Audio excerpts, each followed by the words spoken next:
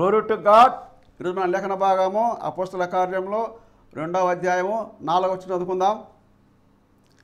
అందరూ పరిశుద్ధాత్మ నిన్నవారై ఆ ఆత్మ వారికి వాక్శక్తి అనుగ్రహించిన కొలది అన్య భాషతో మాట్లాడసాగిరి. ఆమేన్. దేవునికి స్తోత్రం. హల్లెలూయా, హల్లెలూయా, హల్లెలూయా. స్తోత్రం. యేసుక్రీస్తు యొక్క ప్రశస్తమైనటువంటి నామములో మీ అందరికీ ప్రత్యేకమైన వందనాలండి. మరొక పర్యాయం మీ ముందుకు ఇలా వాక్యంతో రావడానికి, జీవవాక్యాన్ని చేతపట్టుకొని జ్యోతుల వలె ప్రకాశిస్తున్నటువంటి మీరున్న ప్రదేశంలో, మీరున్న సంఘంలో, మీరున్న ఊర్లో, మీరున్నటువంటి ఇంట్లో జ్యోతుల వలె ఆత్మ సంబంధంగా ప్రకాశిస్తున్న మీ మధ్యలోకి మరలా దేవుని వాక్యాన్ని తీసుకొని రావడానికి వేకు చుక్క లాంటి వాక్య భాగాల్ని, వేకు చుక్క లాంటి వాక్యాన్ని, దేవుని వాక్యాన్ని, ఆత్మ ఖడ్గాన్ని తీసుకొని నిలబడడానికి దేవుడు నాకు ఇచ్చినటువంటి అవకాశాన్ని బట్టి నేను దేవుని స్తుతిస్తున్నాను. దేవుని స్తోత్రం. హల్లెలూయా. మీరందరూ ఆత్మీయంగా క్షేమంగా ఉన్నారని, ఆత్మీయంగా బలంగా ఉన్నారని, ఆత్మీయంగా పుష్టిగా ఉన్నారని. వయసు పెరగవచ్చు, శరీరం బలహీనం కావచ్చు, కానీ ఆత్మలో బలవంతులుగా ఉండాలి. స్తోత్రం. సంసోను శరీర సంబంధంగా బలవంతుడు, జ్ఞాని అయిన సొలొమోను శరీర సంబంధంగా జ్ఞాని. వీళ్ళిద్దరూ ఫెయిల్ అయిపోయారు. ఆత్మ సంబంధమైన బలమైన, ఆత్మ సంబంధమైన జ్ఞానమైన మనల్ని మోసపుచ్చుతుంది, కానీ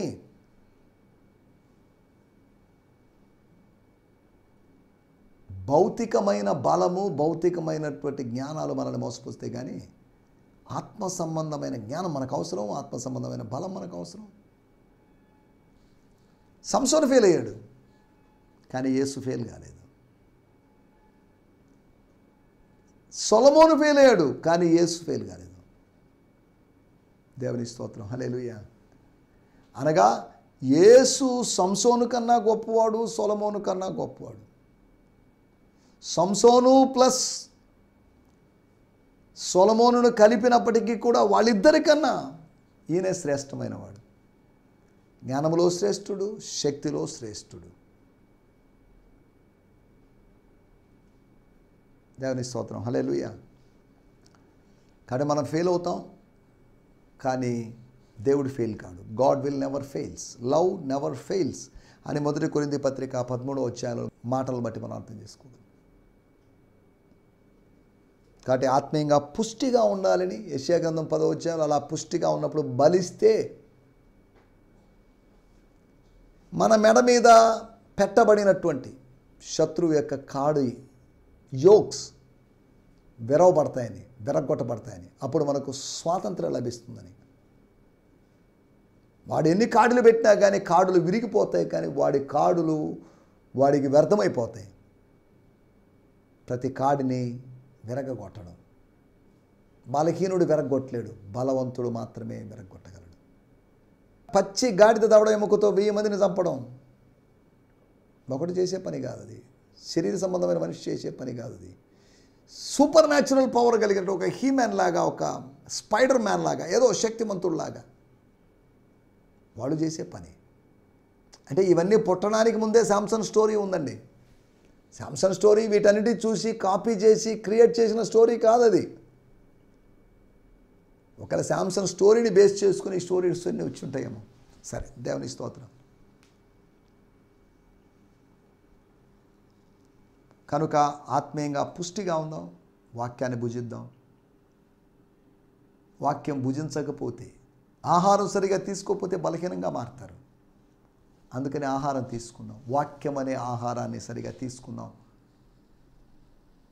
3 పూట్ల మనం తింటాం, 3-4 పూట్లు మనం తింటాం. ఉపవాసాలు ఉంటూ మన శరీరాన్ని క్షీణింప చేసుకోం చాలామంది. కనుక ఆత్మీయ బలవంతులుగా ఉండడానికి ప్రభు మనకు సాయం చేయనుగాక. నా కుమారుడా, క్రీస్తు యేసునందున్న కృపచేత నువ్వు బలవంతుడు కావాలి. You should be strong. My dear son, my dear spiritual son Timothy, you should become strong. దేవుని స్తోత్రం. Hallelujah. Strong in Jesus, strong in Holy Spirit, strong in God. Hallelujah. స్తోత్రం, స్తోత్రం.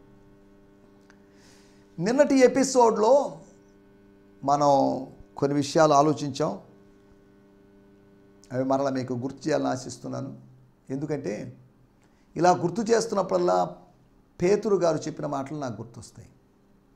ఈ గుడారము, ఈ శిథిలమవుతున్నటువంటి గుడారం విడిచిపెట్టి వెళ్ళిపోలేము. టైం అయింది, నాకు అనిపిస్తుంది త్వరలో వెళ్తామని. యోహాను సువార్త 21వ అధ్యాయంలో ప్రభువు ప్రవచించినట్లుగా వేరొకడు నాకు ఇష్టం లేని చోటికి నన్ను తీసుకుని పోతున్నాడు కనుక నా గుడారాన్ని విడిచిపెట్టే సమయం అయిందని నాకు అర్థమవుతుంది. I can understand. యేసు చెప్పిన దాన్ని, నా శరీరంలో జరుగుతున్న దాన్ని, నాకు దేహ విమోచన త్వరగా జరగబోతుందని నాకు అర్థమవుతుంది. అందుకని ఒక పని చేస్తాను, ఖాళీగా ఉండడం ఎందుకు, ఏదో అలవాటైన పరిచయం చేయడం దేనికి, అందుకని ఒక పని చేస్తాను. I will do one thing. I just want to remind the things, spiritual things, ఆత్మ సంబంధమైన సంగతులను గుర్తు చేయాలని. ఏదో కొత్త కొత్త సంగతులు మర్మాలు చెప్పి మీకు వాటిని ఏదో మిమ్మల్ని మీలో థాట్ ప్రొవోకింగ్ ఆలోచనలు రేకెత్తించాలని, బా ఏం మర్మం చెప్పాడండి ఇతను అని అనిపించుకోవాలని కాదు. ఒకటి బోధించినట్లా దేవోక్తులనే బోధించాలి. నేను దేవోక్తులను బోధించి నిర్మలమైన మీ మనస్సులను రేపాలి, మీ ఆత్మను రేపాలి, పురికొల్పాలి. That's my desire. ప్రతి వాణ్ణి సంపూర్ణునిగా చేసి క్రీస్తు యేసు ఎదుట నిలబెట్టాలి అనేది పౌలు యొక్క ఆశయం. అయితే గలతీ సంఘం విషయంలో ఆయన యొక్క ఆశ ఏంటంటే పోగొట్టుకున్నటువంటి ప్రభువు యొక్క ప్రతిరూపాన్ని వాళ్ళకి మరలా అనుగ్రహించబడాలని, ఆ ఇమేజ్లోకి వాళ్ళు మరలా రావాలని పౌలు యొక్క డిజైర్గా ఉంది. నా సహోదరులందరూ రక్షణ పొందాలి, అదే నా హృదయాభిలాష. దేవుజనులకు ఎన్నో హృదయాభిలాషలు ఉంటాయి. మనకు కూడా విశ్వాసులైన మీకు, సేవకులైన మాకు ఎన్నో ఆశలు ఉంటాయి. ఆశలు లేకుండా ఉంటే ఎలా ఉంటాయి? కాకపోతే ఆత్మ సంబంధమైన ఆశలు ఉన్నాయా లేదా మనం ఆలోచించాలి. దేవుని స్తోత్రం, హల్లెలూయా. ఈ సమయంలో స్తోత్రం అన్య భాషల గురించి మనం గత ఎపిసోడ్లో ఆలోచించాం. అన్య భాషలు అన్యాయపు భాషలు కాదండి. ఈ రోజుల్లో అన్య భాషలు అని చెప్తే అన్యాయపు భాషలు మాట్లాడుతున్నారు.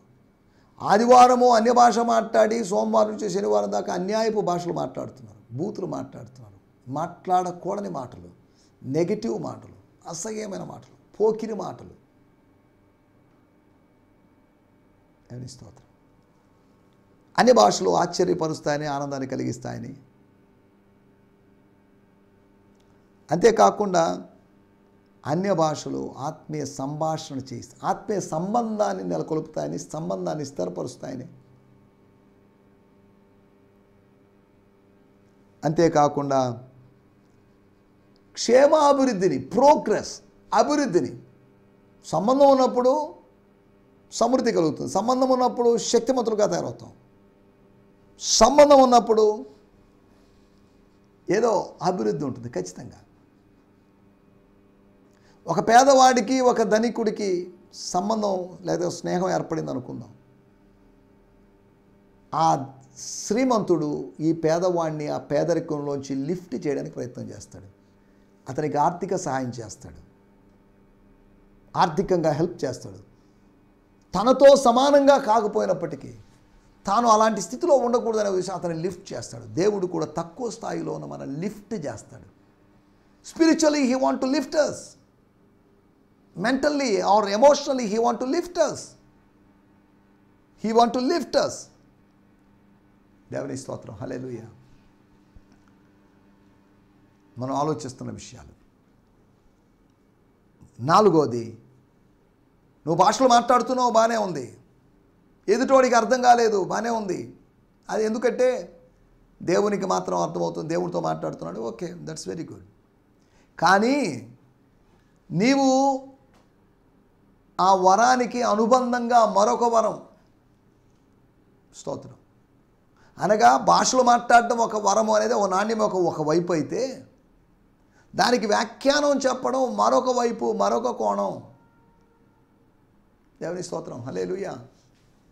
కాబట్టి ఈ రెండు జరగాలి.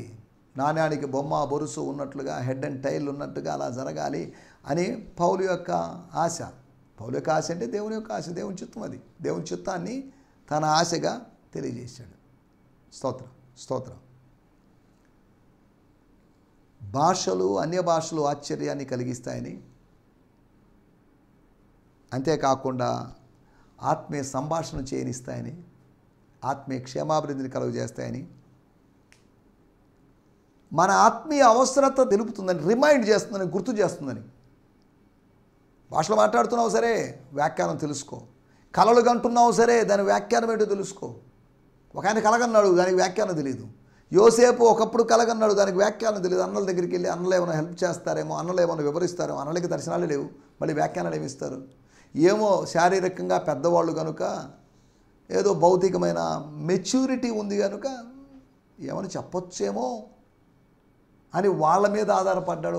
వాళ్ళ నుంచి ఏదో ఎక్స్పెక్ట్ చేశాడు. కానీ అది సమస్యలకు కారకంగా మారింది. దర్శనాలు లేవు, దర్శనం యొక్క వ్యాఖ్యానం నీకు ఎలా తెలుస్తుంది? అన్ని భాషలు లేనప్పుడు అన్ని భాషల యొక్క వ్యాఖ్యానం నీకు ఎలా తెలుస్తుంది? భాషలు నిలిచిపోయాను నేను అనడం లేదు. నిలిచిపోయాను బైబిల్ అంటుంది కదండి. నిలిచిపోయే పాసిబిలిటీ ఉంది. అవును, నిలిచిపోతే ఒకరోజు దేవునితో ముఖాముఖిగా సంభాషణ చేసేప్పుడు ఇక భాషల యొక్క అవసరత లేదుగా. 1 కొరింథీ పత్రిక 13వ అధ్యాయం. ప్రవచనములైన నిరర్థకములు అవుతాయి, జ్ఞానమైనా నిలిచిపోతుంది. జ్ఞానం నిలిచిపోలేదే, ప్రవచనాలు నిలిచిపోలేదే, కానీ అన్ని భాషలు మాత్రమే నిలిచిపోయాయి. జాగ్రత్తగా, ఇవి మొదటి శతాబ్దం వరకే. ఈ మొదటి శతాబ్దం, 2వ శతాబ్దం అనే లెక్కలు మన వరకే, కానీ దేవునికి లెక్కలు లేవు కదా. శతాబ్దాలకు, సంవత్సరాలకు, దశాబ్దాలకు అతీతమైన వాడు కదా దేవుడు. దేవుని కాలమానం వేరు కదా. దాన్ని మర్చిపోయి మొదటి శతాబ్దంలోని అద్భుతాలు ఆగిపోయాయని చెప్పడం అది ఎంతవరకు విచిత్రం, ఎంతవరకు సమంజసం? స్తోత్రం, హల్లెలూయా, స్తోత్రం. కాబట్టి అన్ని భాషల గురించి మనం ఇలా ఆలోచించాం. సమయంలో మరలా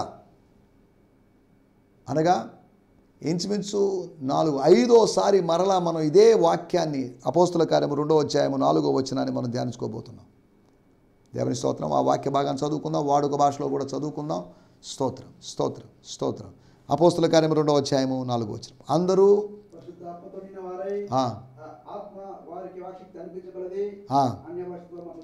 యేసు వాగ్దానం చేసినట్లుగా,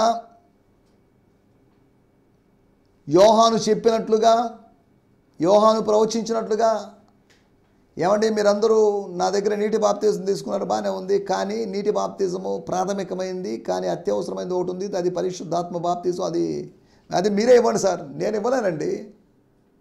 పరిశుద్ధాత్మను ఒకరు ఇచ్చేది కాదు, మనిషి ఇచ్చేది కాదు, పాస్టర్ ఇచ్చేది కాదు, స్వస్థ వరం కలిగినోడు ఇచ్చేది కాదు, ప్రవచన వరం కలిగినోడు ఇచ్చేది. అది యేసు ఇచ్చేది. తండ్రి పంపినది యేసు ప్రార్థనతో, తండ్రి యేసు పంపినది లేదా తండ్రి పంపింది. అంతవరకనే మనిషి ఇచ్చేది కాదు. స్తోత్రం. యేసు అనుగ్రహించాడు, తండ్రి అనుగ్రహించాడు, దేవుడు అనుగ్రహించాడు. పరిశుద్ధాత్మతో నిండిన వారై ఆత్మ వారికి వాక్శక్తిని అనుగ్రహించిన కొలది అన్య భాషలతో మాట్లాడిరి అని కాదు, కానీ మాట్లాడసాగిరి. They began to speak. అది ఆరంభం మాత్రమే, కానీ అంతం కాదు. అనగా వాళ్ళు ఇప్పటికీ ఉన్నారా, వాళ్ళు భాషలు మాట్లాడుతున్నారా? కాదు. చాలా వరకు వాళ్ళు మాట్లాడుతూనే కొనసాగు. 19వ అధ్యాయం వరకు ఈ భాషలు మాట్లాడేటువంటి, అనగా 2వ అధ్యాయములో ఆరంభమైనటువంటి ఆ వరం 19వ అధ్యాయం, అనగా ఇంచుమించు 17 అధ్యాయాలు పనిచేసింది.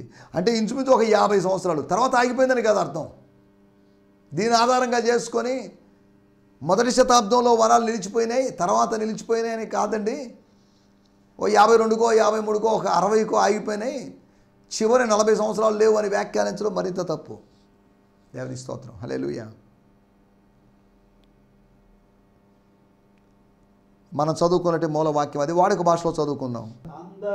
అందరూ పరిశుద్ధాత్మతో నిండిపోయి తమ భాషల్లో కాక, వారి సొంత భాష, వారి మాతృభాష, వారి పితృభాషల్లో కాక ఇతర భాషల్లో దేవుని స్తోత్రం. ఇతర భాషల్లో మాట్లాడు. ఇతర భాషలో మాట్లాడితే బహుభాషావేత్తలు, బహుభాషా కోవిదులు అనుకోవడానికా? కాదు. అలాగనే మీకు చాలా భాషలు వచ్చండి అని అక్కడ ఎవరు పొగిడిన వాళ్ళు లేరు. వాళ్ళు ఇలా మాట్లాడడానికి ఆ, పవిత్రాత్మ శక్తిని ఇచ్చాడు. ఇలా మాట్లాడడానికి ఏం జరిగింది? నింపబడ్డారు. ఆయన వాలాడు, ఆయన ప్రేరేపించాడు, ఆయన నిర్దేశించాడు, ఆయన నియమించాడు, కనుక వాళ్ళు మాట్లాడడం ఆరంభించారు. దేవుని స్తోత్రం, హల్లెలూయా, స్తోత్రం. మనం ఆలోచిస్తున్నట్టు విషయాలు. మన టైటిల్ కొత్త భాషలు. దాన్ని అన్య భాషలను చెప్పుకున్నాం, ఇప్పుడు కొత్త భాషలను చెప్పుకుంటున్నాం. ఈ అన్య భాషలు వేరు, కొత్త భాషలు వేరా? కాదు. అన్నోన్ టంగ్స్ అని రాయబడింది. అనగా తెలిసిన భాషలు కాదు, తెలియని భాషలు. కొంతమంది ఈ అన్య భాషలను ఉద్దేశించి అంటున్నారు అవి దేవదూతల భాషలని. అనడానికి ఖచ్చితమైన స్పష్టమైన ఆధారం లేదు. అయినా దేవదూతల భాష మనుషుల మధ్యలో మాట్లాడాల్సిన అవసరం ఏంటి? దేవదూతల భాష దేవదూతలతో మాట్లాడాలి. దేవదూతల భాష దేవునితో మాట్లాడచ్చు కూడా. దేవునితో ఏ భాషలో మాట్లాడచ్చు. మళ్ళా దేవునితో మాట్లాడడానికి వేరొక భాష ఉందని కాదు అని అర్థం.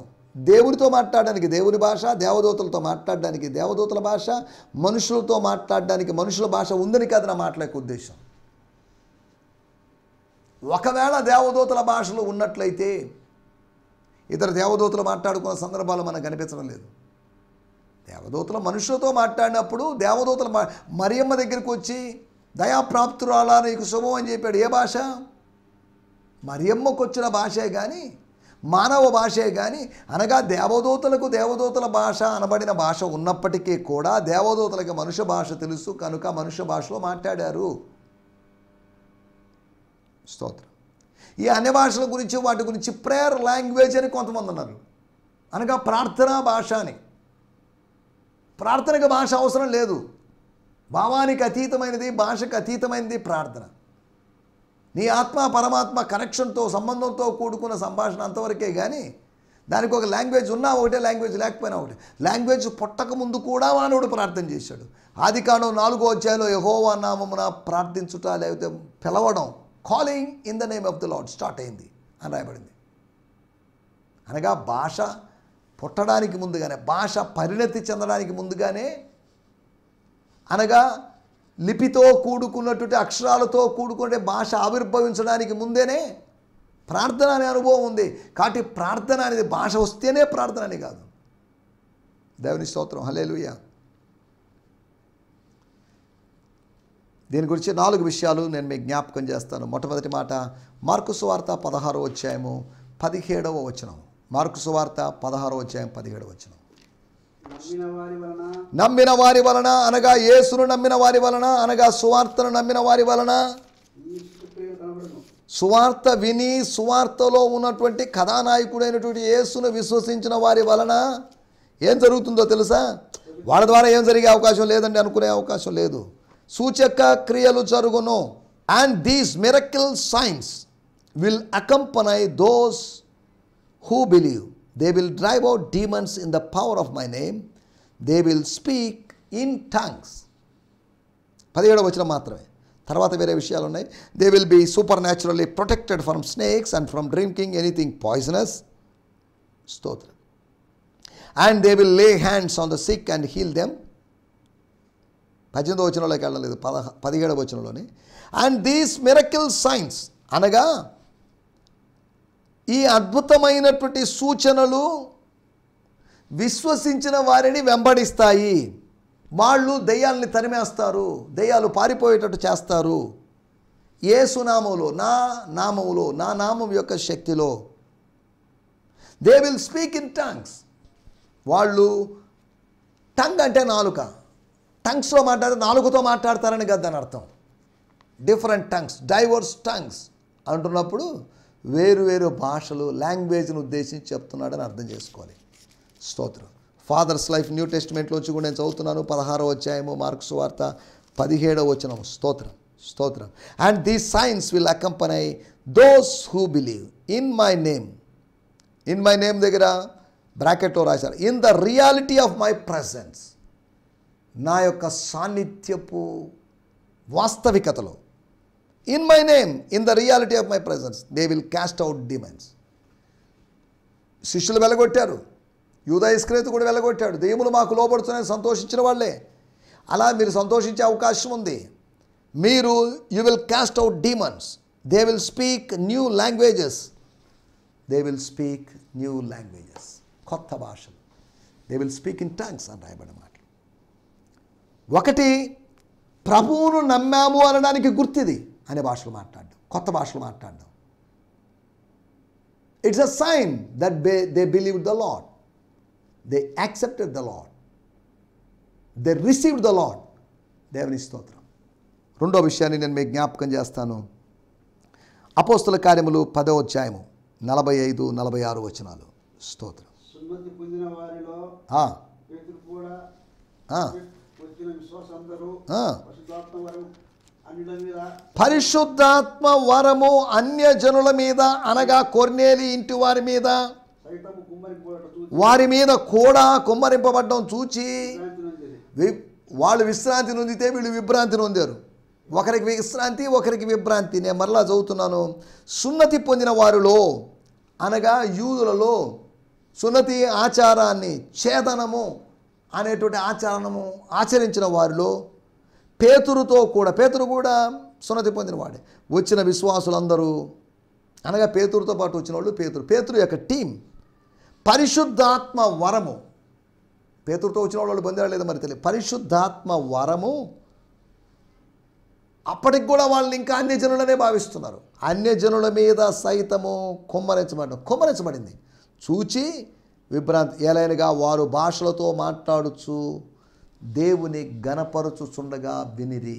వాళ్ళు విన్నారు. ఏం విన్నారు? వాళ్ళ సాక్ష్యాలు విన్నారని కాదు, వాళ్ళు అన్ని భాషలు మాట్లాడడం విన్నారు. దేవుని గణపరచుచుండగా విన్నారు. మామూలు సొంత భాషల్లో గణపరుస్తుండగా విన్నారని కాదు, స్వర్గపు భాషలతోనూ లేకపోతే పరాయి భాషలతోనూ వారు దేవుని గణపరుస్తున్నారు. 47 అందుకు పేతురు, మన వలనే పరిశుద్ధాత్మను పొందిన వీరు బాప్తిజం పొందకుండా మన వలే పరిశుద్ధాత్మను పొందారు, మన వలే మాట్లాడారు, మన వలే భాషలు మాట్లాడారు. కాబట్టి వీళ్ళని ఆటంకపరచడం ఎందుకు? Let's take them to a river or to the waters. వాళ్ళకి బాప్తిజం ఇచ్చేద్దాం. స్తోత్రం. హల్లెలూయా. స్తోత్రం. విభ్రాంతి నొందిన వాళ్ళకి చెప్తున్న విషయం, వీళ్ళని ఎందుకు ఆటంకపరచడం, వీళ్ళకి ఎందుకు విఘ్నం కలుగు చేయడం, విభ్రాంతి నొందిన వాళ్ళతో విఘ్నం కలిగించకూడదు అనేటువంటి మాటను దేవుని సేవకుడు చెప్తున్నాడు. దేవుని స్తోత్రం. 2 పరిశుద్ధాత్మ కుమ్మరింపు ఫలితం అది. ఒకటి ప్రభువుని విశ్వసించాము అనడానికి గుర్తది అనే భాషలు మాట్లాడడం. రెండోది అలాగని ప్రభువుని విశ్వసించిన వాళ్ళందరూ అన్ని భాషలు మాట్లాడతారని కాదని అర్థం. ఇప్పుడే నమ్మారు, ఇప్పుడే విశ్వసించారు, నమ్మాలని లేదు, మాట్లాడాలని ఏం లేదు. One of the signs of believing the Lord, the main sign అని కాదు. స్తోత్రం. 3వ విషయము అపోస్తల కార్యములు 19వ అధ్యాయం 6వ వచనం. మనకందరికీ తెలిసిన విషయం. ఎపేసి ఎస్ 58వ సంవత్సరంలో అనగా క్రీస్తు శకం 58లో AD 58లో anno domini year of the lord 58లో జరిగిన విషయం. తర్వాత అపోస్తలైన పౌలు గారు, ప్రశ్నించిన పౌలు గారు, ప్రయాణిస్తూ మినిస్ట్రీ చేస్తున్నట్టు పౌలు గారు కొరింథీలో అపోలో అనేటువంటి పాస్టర్ గారిని పెట్టి ఈయన ఎపేసీలో సంచరిస్తున్నప్పుడు శిష్యులను చూచి, కొందరు శిష్యులను చూసి, సంఘపెద్దల్ని కాదు, పాస్టర్లే కాదు, 12 మంది పురుషులు వారి మీద చేతులు ఉంచగా తన పవిత్రమైన చేతులు ఉంచినప్పుడు ఆయనలో ఉన్నటువంటి ఆత్మాభిషేకము బదిలీ అయి ఇంపార్టేషన్ జరిగింది. పరిశుద్ధాత్మ వారి మీదకి వచ్చును. అనగా పౌలులో పరిశుద్ధాత్ముడు ఉన్నాడు. ఆయనలో ఉన్న ఆత్మ, ఆయనలో ఉంటే ఆత్మశక్తి, ఆ ప్రభావము వీళ్ళు. అప్పుడు వారు భాషలతో మాట్లాడుటకు మొదలుపెట్టిరి. కాదు, మాట్లాడుటకును ప్రవచించుటకును మొదలుపెట్టిరి. స్తోత్రం. హల్లెలూయా. అనగా 3వ విషయము ప్రవచించడానికి దొరికేటువంటి అవకాశం. అది ప్రవచించడానికి కలిగేటువంటి అవకాశం. ఒకటి ప్రభువుని విశ్వసించారనడానికి గుర్తు, రెండోది పరిశుద్ధాత్మ కుమ్మరింపు యొక్క ఫలితం, మూడోది ప్రవచించడానికి కలిగే అవకాశం. వాళ్ళు భాషలతో మాట్లాడి భాషల్లోంచి ఒక సందేశం, ఒక ప్రవచనం చెప్పారు. 4వ విషయం, 1 కొరింథీయులకు రాసిన పత్రిక 14వ అధ్యాయము 14వ వచనం. స్తోత్రం, స్తోత్రం, స్తోత్రం. అక్కడ రాయబడిన మాటలు, నేను భాషతో మాట్లాడిన అని కాదు, నేను భాషతో ప్రార్థన చేసిన ఎడల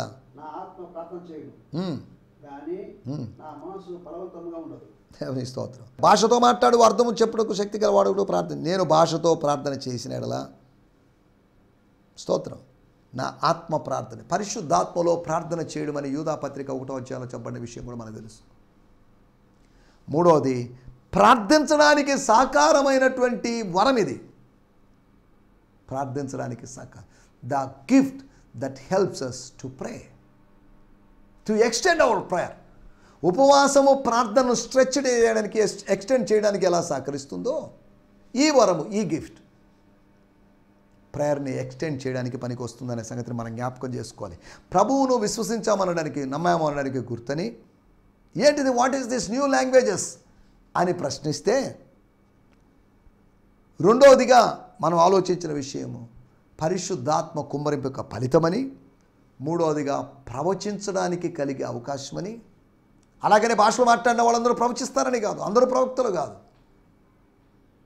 కానీ భాషల ద్వారా ఒక గిఫ్ట్లో నుంచి మరొక గిఫ్ట్లోకి వెళ్ళేవాళ్ళు ఉన్నారు, ఆపరేట్ అయ్యేవాళ్ళు ఉన్నారు. 4వ విషయము, ప్రార్థించడానికి సాకారం అందించేటువంటి వరం ఇది, సాకారిది. దేవుని స్తోత్రం, హల్లెలూయా, స్తోత్రం, స్తోత్రం. కాబట్టి మనం ఇక్కడ ఆలోచించినట్టు మాటలు, ఆ మాటలు నేను ముగిస్తున్నాను. కొత్త భాషల అనుభవం దేవుడు మనకు ఇచ్చేటువంటి అనుభవం అది. అటు అనుభవంలో ముందుకు సాగడానికి ప్రభు మనకు సహాయం చేయనుగాక. ఆమేన్, హల్లెలూయా. మీ అందరికీ వందనాలు.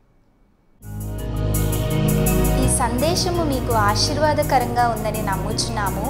ప్రార్థనా అవసరతల కొరకు మమ్మల్ని సంప్రదించవలసిన మా చిరునామా గిద్యోన్ మిషన్ చర్చ్, 6వ వీధి, శాంతినగర్, నెల్లూరు 4, ఆంధ్రప్రదేశ్. పిన్ 524004. మా ఫోన్ నంబర్లు 7036443613 మరి ఒక నంబర్ 9392293010.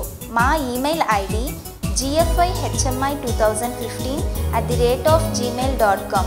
దేవుడు మిమ్మును ఆశీర్వదించునుగాక. ఆమేన్.